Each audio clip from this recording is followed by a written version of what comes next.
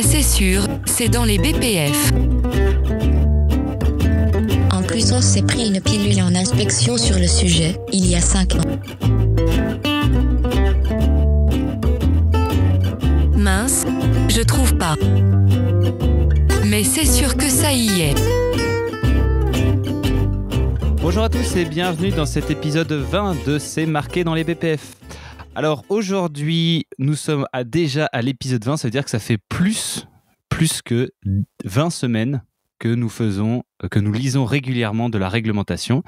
Notre santé mentale n'a pas été affectée et nous continuerons jusqu'au bout. Alors petite nouvelle intéressante, si vous vous intéressez au podcast, sachez que le 11, 12, 13 octobre, toute l'équipe de Good Manufacturing Podcast et de C'est marqué dans les BPF sera à Biarritz au congrès de l'A3P.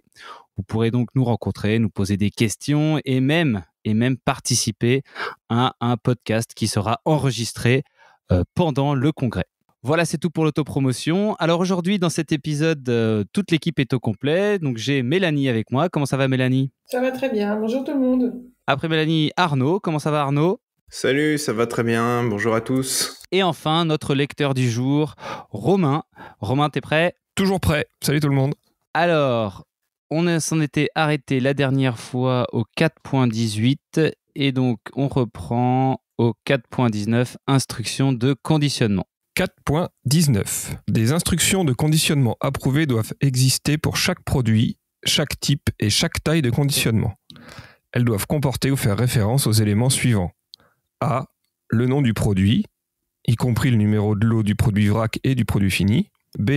La description de sa forme pharmaceutique et le cas échéant le dosage. C. La présentation exprimée en termes de nombre d'unités ou de poids ou de volume du produit dans le récipient final.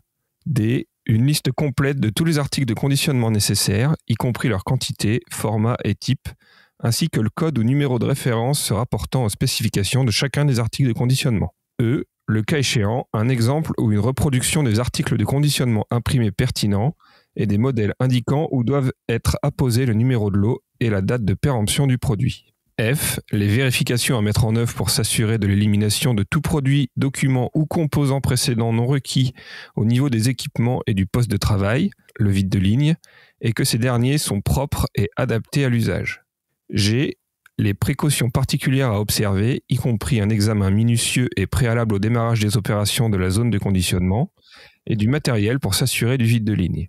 H. Une description des opérations de conditionnement, y compris toute opération complémentaire significative et le matériel à utiliser. Et enfin I. Les détails des contrôles en cours de fabrication avec les instructions d'échantillonnage et les limites d'acceptation. Ouais. Ça mélange un peu tout là. Hein. Bah, en même temps, on décrit les instructions. Ah, non, c'est pas le dossier de conditionnement, c'est les instructions. Mais de non, conditionnement. tu vois, voilà, il y a un peu de dossier de lot de conditionnement, un peu de procédure de vide de ligne, un peu de tout. Pour moi, une instruction de conditionnement, ça reprend en gros ta recette de conditionnement avec tes articles de conditionnement, leurs références, la quantité, etc. Mais du coup, mettre le numéro de lot du produit vrac et du produit fini, ça va se retrouver dans le dossier de lot du conditionnement, pas dans ton instruction. Définir qu'est-ce qu'on doit mettre en œuvre pour la vérification du vide de ligne, c'est dans tes procédures et mode-up de vide de ligne, pas dans ton instruction de conditionnement. Ah, après, on peut se poser la question parce que au final, chaque produit vers chaque décision, en fait, le conditionnement secondaire, il est très spécifique, c'est-à-dire que tu as une association d'un dosage, d'une présentation et d'une langue. Et du coup, c'est là où tu peux te dire, voilà, sur la technique du coup, ce que j'appelle la technique de conditionnement, là, du coup, les instructions de conditionnement, tu peux dire, voilà, c'est cette OF, c'est ce lot avec ça qu'il faut faire dedans, quoi. Donc, en fait, au conditionnement, c'est vrai que les instructions de conditionnement sont très spécifiques, surtout sur le conditionnement secondaire. Ouais, mais t'auras pas ton vide de ligne. Ton vide de ligne, tu l'auras dans un autre document. Ah oui, le vide de ligne. Je vois ce que tu veux dire, Paul-Adrien. En fait, en gros, comme c'est très spécifique à la présentation, etc., on pourrait imaginer que dans ton instruction, tu as tes conditions de vide de ligne particulières parce que, bah tiens, celui-là, il y a une cuillère, donc il faut vérifier la cuillère, alors que l'autre, non. Ok. Par contre, Ici, il parle de les vérifications à mettre en œuvre pour s'assurer de l'élimination de tout produit ou document ou composant précédent. Finalement, les vérifications de ce qu'il y avait avant, ça dépend vachement justement de ce qu'il y avait avant, pas de ce que tu vas faire maintenant. Ce que je disais, c'était surtout pour la description avec les AC, les AC imprimés, etc. Enfin, tout ça. Je suis d'accord. Après, le vide de ligne, ouais, moi je suis d'accord aussi. Ça devrait plutôt être dans un mode opératoire de vide de ligne qui va dire où il faut regarder sur toute ta ligne. Et puis après, du coup, effectivement, ça n'a rien à faire dans la technique, dans l'instruction. Et petite question, parce que franchement, moi, j'ai fait plusieurs sites, et puis même mon premier job, j'étais en conditionnement. On avait des instructions de conditionnement, pour le coup, mais pas aussi complètes que ce qui est marqué là. Et j'ai l'impression que c'est pas forcément quelque chose qu'on retrouve tel quel, une instruction de conditionnement sur tous les sites avec tous ces éléments de bandés, quoi. Je pense que c'est séparé dans ton système, parce que tu vas avoir justement ton instruction de conditionnement avec ta liste des articles de conditionnement, mais tout ce qui est conduite de ta ligne, contrôle à faire, précaution, ça c'est ta procédure qui va te le donner. Donc en fait, tu retrouves pas les éléments en une fois comme on pourrait se dire dans les spécifications, tout est listé et tout est dans le même document. Parce que moi je trouve ça un peu dommage, parce que autant tu vois au sécu des fois les techniques de contrôle, ça en gros en un truc t'as l'ensemble des éléments nécessaires sans rentrer dans le qui fait quoi et le comment, mais au moins t'as ta recette avec les éléments clés. Et je trouve que ça serait quand même bien de l'avoir plus souvent au conditionnement. Ouais, après, c'est un choix, je pense, qui a été fait par celui qui a écrit ça. Et ça dépend vraiment des systèmes informatiques, du fonctionnement de l'entreprise. Par contre, ouais, et du coup, là, il y a un truc intéressant sur les détails des contrôles en cours de fabrication qu'il a, pour le coup. Pour moi, ça dépend vraiment de la cadence machine et de ton produit, quoi. Donc, effectivement, cette instruction de conditionnement, elle est très spécifique au produit. Et à part le vide de ligne, au final, c'est vrai que c'est intéressant. Et c'est souvent comme ça que c'est fait, quoi, enfin, je pense. Attends, je suis pas d'accord. Tes instructions de contrôle, soit elles dépendent du produit, mais tu peux t'adapter à la ligne que tu as aussi. Ouais, c'est un combo entre les deux. Ouais, voilà. Si tu as des contrôles automatisés, tu peux simplifier tes contrôles et tu peux produire ta ligne ton produit sur différentes lignes et tu n'auras pas les mêmes contrôles. Il faut combiner les deux. Oui, c'est vraiment une combinaison des deux, quoi. De toute façon, ta technique de conditionnement, elle est forcément adaptée à ta ligne. Oui. Et à ton produit. Ouais. Mais bon, après, comme on l'a dit, c'est le choix ergonomique de savoir qu'est-ce qu'on met dans quoi. Là, j'avoue que moi, je sais pas. Là, j'ai pas réfléchi plus que ça à ma conviction personnelle sur qu'est-ce qui doit être dans le dossier de l'eau, qu'est-ce qui doit être dans la technique, qu'est-ce qui doit être dans le. Faudrait on pourrait faire une étude de cas. J'ai des convictions personnelles là-dessus, encore plus sur le conditionnement que sur la fab.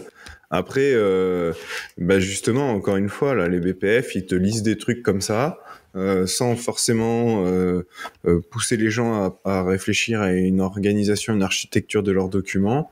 Dès le point A, on dit qu'il doit mettre le numéro du produit vrac, numéro de lot du produit vrac et du produit fini. Ok, donc ça veut dire que ton instruction de conditionnement, à chaque lot, elle doit être modifiée. Alors, est-ce que y a des sites où, en fait, cette instruction, quelque part, elle est mise dans le RP et hop, ils impriment lot par lot, et donc tu as aussi, effectivement, tes numéros de lot de matière, de vrac, d'articles de conditionnement, c'est super, mais sur les sites qui n'ont pas ça, tu peux peut-être avoir un autre mode de fonctionnement, quoi. Avec une liste à servir, plus ton instruction qui est standard, quels que soient tes lots, etc., quoi. Ouais, mais le combo présentation exprimée en termes d'unité, donc là, de volume ou de poids, donc là, ça dépend, surtout au conditionnement secondaire, ça dépend du coup de ta commande de ton client. Si tu dois en faire 10 000, 20 000, 50 000, 100 000, là, du coup, déjà, ça change. Et ça va influencer sur probablement les détails de contrôle en cours de fabrication. Ça va influencer sur pas mal de trucs, quoi.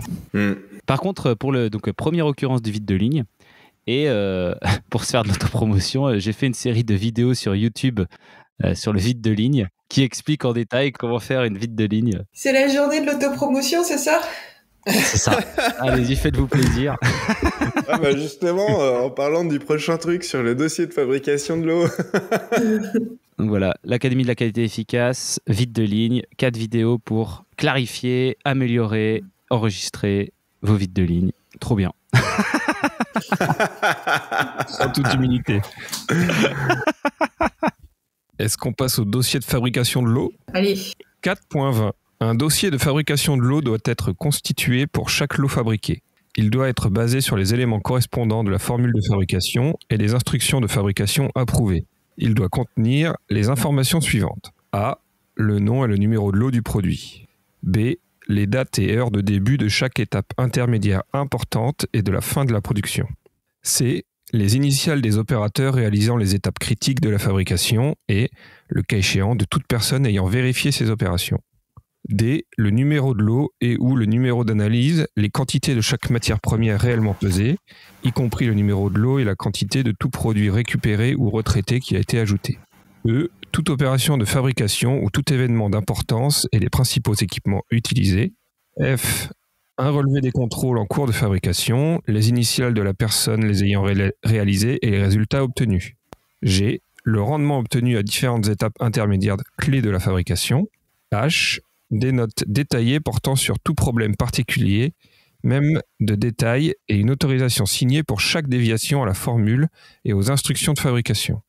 I. L'approbation par la personne responsable des opérations de fabrication.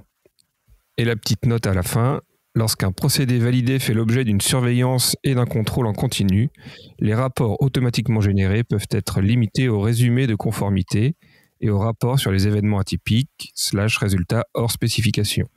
Voilà. On a peut-être fait une connerie, là. On va peut-être dépasser les 15 minutes.